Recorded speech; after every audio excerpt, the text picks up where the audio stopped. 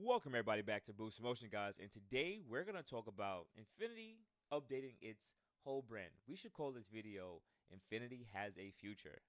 Guys, let's go. Let's jump into the video. First thing, shout out to my whole Boost Motion family. Much love. I appreciate you guys for your support. So hit the like button.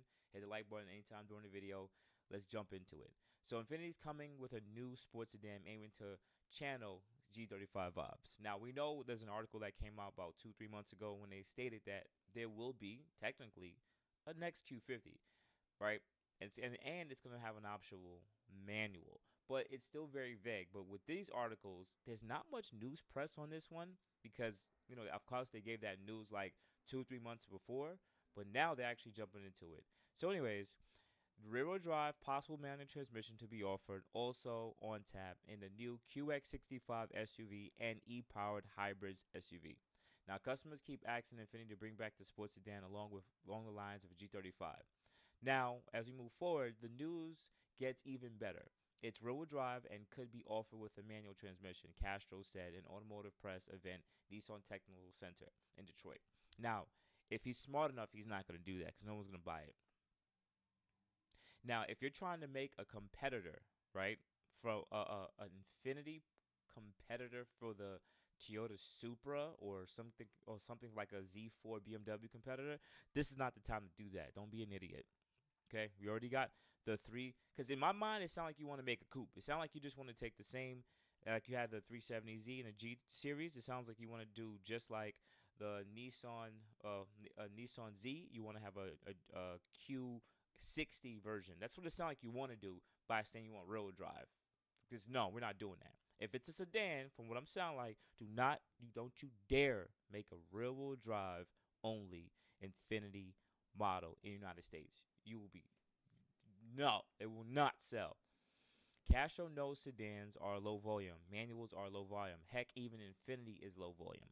But the luxury arm of Nissan, which has been struggling, has a plan to introduce a new product a year, starting with a new Infiniti X65 SUV. Now, I gotta say this. I'm tired of these Infiniti trucks. I'm tired of crossovers. Yes, United States is a place that we love to have crossover vehicles. We want to feel like we're in a car, but just a little higher off the ground. I get it. But now we're to the point that everyone makes them. So now it's like cars are even though you see cars everywhere, sports sedan or luxury cars are a lot more rare than they were like 10 years ago. That's just where the market's going. But you guys now want to make an important model, a two-row version of a mainstream QX60 mid-row and three-row SUV, and invokes the spirit of the FX crossover, right? I get it, but don't you have like the QX 55, 60, 70? It's just too much QXs at the point. These cars are literally within the same almost the same size of each other. It's like you want to have the Sportback version, kind of like what Mercedes has. You have the GLE Sportback version, and then you have like the regular box version. That's what Infiniti seems like they want to do. But you guys are not making cars that can really compete that much. The price, it's not. These cars used to be bang for his buck. Some people would rather just pick up a late model BMW or Mercedes a year or 2 years old over getting a brand new Infiniti because it's a similar price and I could get still much more car, higher brand name, still have warranty versus getting an Infiniti. They're not making nothing exciting, just being honest. And what's going to get you to buy this car over, let's say, a Lexus truck, or Acura? You see what I'm saying? Those cars just have better lineage. Infiniti, you guys lost your way. Infiniti sports sedan with manual. Launch of the QX65 will be followed by a sports sedan in 2027. So if they're going to bring out a sports sedan in 2027, there's two things there. Either they're going to start letting us see the car in 2026, I would say Q2, Q3 as a 2027 model, which means they should start with a lot of marketing now if they're a small company, or if they're bringing it in 2027, that means they're bringing it in mid-2027. That's 2 years from now. You guys shouldn't do that. Number one, you don't know who the next president is going to be, right? If the next president is not for fuel-efficient cars or not for gasoline cars, that could be a big flop. Two, the automotive part of if you're making a sports sedans, they don't care for rear-wheel drive. Unless it's a Hellcat or something American. I even hate to say it, the Lexus IS500, dope car, rear-wheel drive. No one's buying it.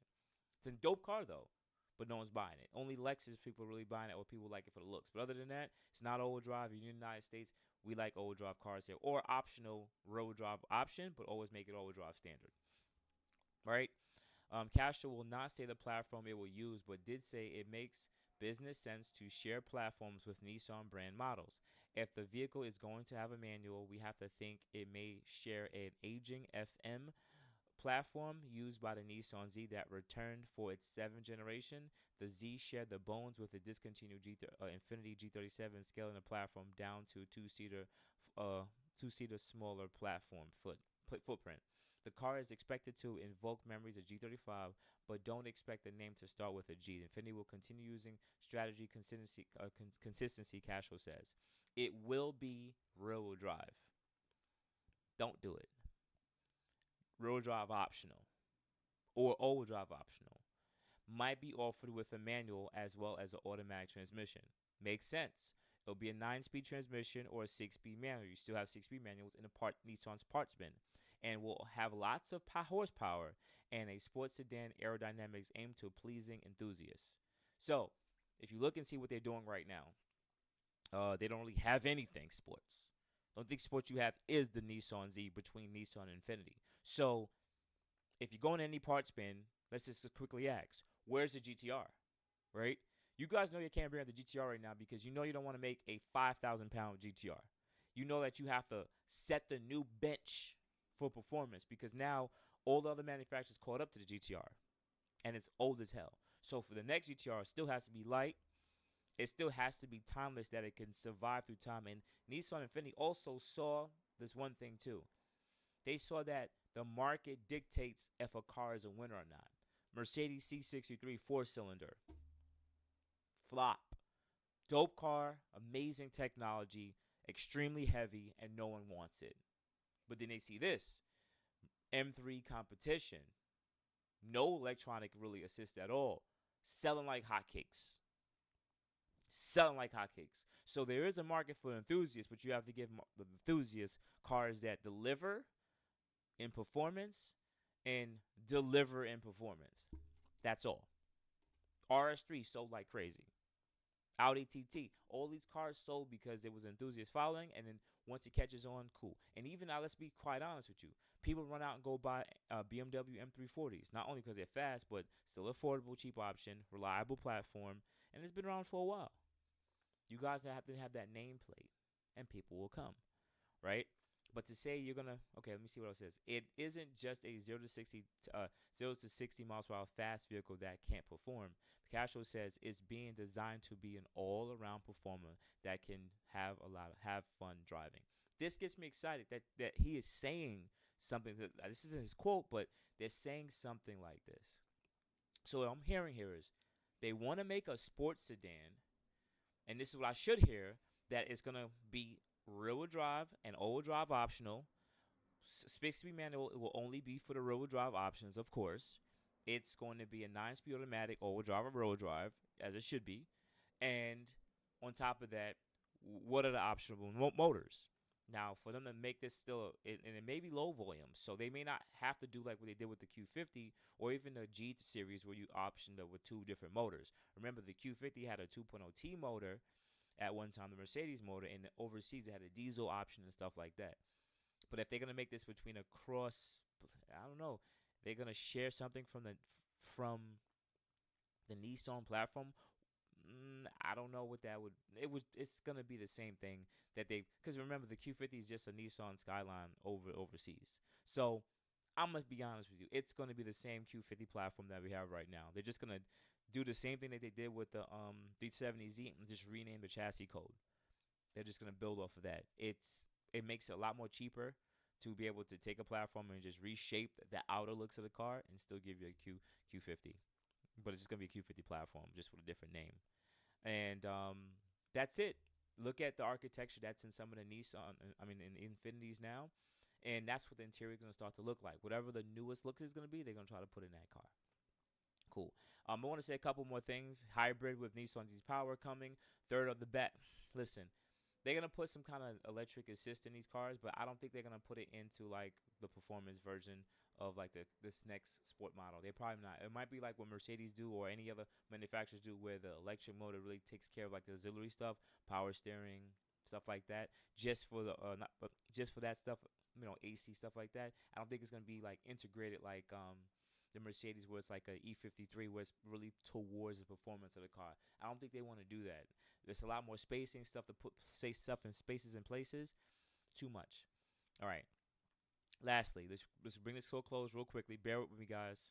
So, I don't remove ads. Oh man, y'all screwed me with this. All right, 10 reliable luxury vehicles that cost less than an average new car. Just gonna quickly go on to Q50 because they put Q50 there. 2020 M4 convertible at $45,000 lets me know they're holding pretty good value. After that, it's just a bunch of trucks. I'm not going through it. Not going through it.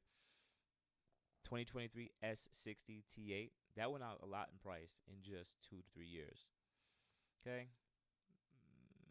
Nope. All right, Q50. Starting used price at $36,000. Quickly, what I would sit there and say is if you're still buying a Q50 in 2025 for any more than $25,000, $30,000, you need to get punched in the stomach. Okay, they made this car for so long. At the point, unless you want to get one that still has some kind of warranty, it doesn't make sense. Just get a 2020 model or 2018. They all look the same. All right. And Kelly Blue Books carried MSRP was 57. Now it's settled around $37,000. Depreciation is about 35%. You don't need to buy it. Get a 2018 and 2020. Call it a day. Don't kill yourself. Last thing. Infiniti teases QX80 R spec at 2025 SEMA show build. Performance SUV could pack a GTR muscle. Now, this is what pisses me off about Infiniti and Nissan. They do things that makes me want to punch them in their face, right? I love them, but they need to get punched in their face, right? This is what they'll do. They'll take cars that they should not modify, like the Nissan Juke. Like, stop it. Now, Nissan Patrol, fire. Like, I get it. I love the look, and it may not catch on over here, but it has a Nissan Patrol look. I like that, and it's fire. I see the appeal, right? In some different markets, people love these big trucks with powerful engines. Well, the thing is, you guys put a V. It says this one. It says all no GTR performance 2+2 coupe is more. Infiniti may treat us with a VR38 power QX80 build at SEMA. Go live on Monday, October 28th. R spec definitely packs 500 ponies. Now, if they did this, it's just for the look of it. But we already know that the QX80, the new one, has the VR35 motor in it, which is pretty much a part of the VR30 platform.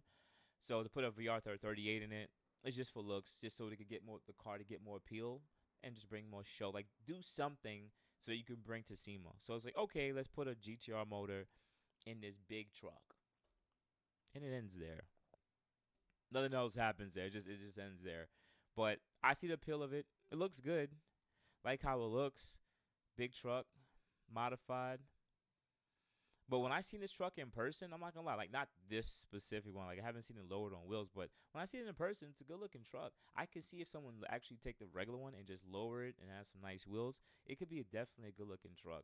But I think it still needs a V8. Yeah, it has the VR35 motor with the turbo, but ain't nothing better than the V8. I like the sound of it. It sounds better. I know that the VR35 probably has better gas mileage and probably gives it better low end torque. Like this is a nice angle. I like that. Like I could definitely dig this angle. Like this is fire. But it's still a massively big truck. It's still a big truck. Let me see if there's anything here that it's saying that maybe sometimes you can find Easter eggs. You never know. Before getting into the potential maximum output, let us take a look at Infiniti's rather less press release attached. Okay, legends live under the hood. Blah blah blah blah. Okay, after the animal VR35 engine and lesser VR30 engine, what Nissan calls a VR30 is a twin turbo. Yes, we know what that is, right? Racing applications. Okay, cool. Okay, cool. So we know it can make up to 700 horsepower. Cool. In the GTR 50 Special Edition. By comparison, GTR Nismo makes, okay, we already know that. On styling front, Infiniti's luxury-oriented, thrilling appears. No, nothing here. No Easter eggs. Even the titanium exhaust finishers appear to be related to the GTR, and same can be said about the rear bumper cuts. Okay, cool. Produced, okay. All right, this build further appears to build on the QX80's track spec from August 2025. Those factory supplied VR35 was modified with new turbocharger and exhaust for 650 horsepower to the full chatter. Its maximum torque rattles around 750 pounds of torque. All right, I'm going to end it here. This is what I'm going to say. right? For the people who still bang with your boy Boost, and y'all appreciate my opinion, right? Sorry to make this video super long. I want to go back to that back shot. Yeah, I'm digging that back shot. Yep, you guys know what I'm talking about. We men in here. I mean, I got some girls in here too. Nah, what is that back shot? Boom, this one. Oof, I like this look from the back. All right, this is what I want to say with y'all, right?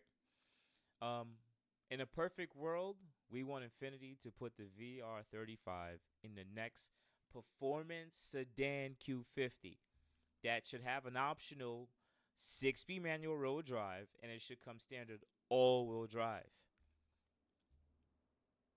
The parts bin is here. I've been saying this stuff for years. If you have it here, just use it. But we don't know if the VR35 could fit in the Q50. There's always engineering behind that, right? Do they have to put that engine in now and then crash a bunch of new Infinities? Maybe they might want to do that. The thing is, if they don't have to make those type of changes, structural changes or anything like that with the engine, they may not have to crash test the car again. That's how they get it to get cars out faster. There's so much engineering and safety behind it. But if they can swap the motor to a VR35 and it technically fits, and they don't have to recrash the cars, yes, VR35. You just showed us it can make up to 600 horsepower in the QX80 and almost 700 pounds of torque. That's a hell of a lot of power, especially if the car's like 4,200 pounds. That's a heck of a lot of power. Two, 9-speed automatic. Better transmission and possible better transmission than the 7-speed. But here's the thing. It takes 700 pounds of torque. That sounds like more of a built transmission that could take some abuse, hopefully. If you put that on the Q50 platform, that's a 37 to 4,100 pound vehicle. We'll probably add a couple of new safety stuff to the car over the years because there's been a difference. That car could be pretty dope. Even if you kept it at the detuned 450 horsepower, I wouldn't even mind. If you guys choose to just do the VR30, just like that's in a Nissan Z, which I think you're probably going to do, the car is going to be underwhelming. It's probably going to perform less than the Q50 outgoing because it's going to be probably heavier, right? And that's it. It's heavier. It have a better transmission, so it'll perform about the same. But if you make it more performance oriented, like you want to make it more of like an IPL type of thing or Nismo type of thing, where you actually add sport components to a sports sedan, I could see the car being hit and seeing. But where would you place it? Would you place it as like an M3 competitor? That's a car that's what, 80,000 or 70,000 to $110,000 spec. Infiniti can't make a M3 competitor. They can't. So they would have to price it right around what an M340 is right now and go after the M340. M340 is more of the sporty version, has some M bits on it. Still not an M car, but it has a lot of that. It has a lot of performance stuff on it. So you would have to price yourself somewhere right around that $650,000 to $60,000 range and be able to beat an M340 in performance. It all depends. I could see it, but Infiniti usually always have more horsepower, so I can see it. I can see the new Q50 being 9-speed automatic VR30, same 400 horsepower. Because why change anything? And just give it a better look and give it a 6-speed manual. I can see that. I can see the appeal. The car and Infiniti usually makes good looking cars, so I can see that happening. I think they can definitely do that. Just price it properly, and I think people will buy it because there's not much competitors you really would have. People will be like, you know what, I like Infiniti, so I'm gonna go get a brand new Infiniti. Remember, people still buying 2024 Infinitis in 2025. Like they still doing it. So obviously, there's still a fan base. That's what I think you guys should do. I would love to see that. In the perfect world, add the VR35 if it could be able to fit into the chassis without having to get recrashed. Then, and then only, knowing the power potential for the enthusiast market, and you still make it like an IPL version where it has some suspension upgrades. You guys make some changes. You give it a proper LSD like you have in the Nissan Z. I can see it being, even if you price it at 70 grand, we will still, like, the people who already bang with Infiniti will definitely go buy it because they already know the potential. Like, they even see it, but they just know. So they'll go out there and they'll get it. They'll say this is once again a bargain GTR, or better. It's kind of like what you guys did with the VQ motors. Over time, you had the VQ30. then you made a 35, then you make a 37. So it's like you just took a motor and just make it better. And that's why most of us, like myself, we always upgraded. I had the maximum 3.0, right? Then I got the 3.5 because, it had like another 50, 60 horsepower. Then I'm so used to the motor that it had a VQ37. I just naturally went with the age of the motor because I trusted it so much. And you guys made the in upgrades as time went. And that's what I was saying some years ago, that same thing for BMW. They had their N54 and 55 motors, and then they just built a different B50 because they learned through engineering and time what to get better at. And Nissan was doing the same thing. And, with what happened from 2014 to now, you guys halted a lot of the engineering and design when it comes to that type of stuff. So I want to see where this goes. And I'm kind of happy to know that there will be another Q50, and it's not going to be electric because it's what I've read. So I'm very happy about that. Anyways, you guys tell me your personal opinion below. Hopefully, sorry for making this video long. I haven't really been talking on video for a while, so I'll probably come off a little bit weird, but, I miss it. I miss talking to with you guys. It's been a long time. But outside of guys, you have a good morning, good afternoon, night. I really appreciate it. Let me know what you think. Type below. If you think it should be a VR35, say VR35. VR30, cool. Do you think it should only be rear drive? Let me know. Outside that, appreciate it. You guys have a good day. Thank you.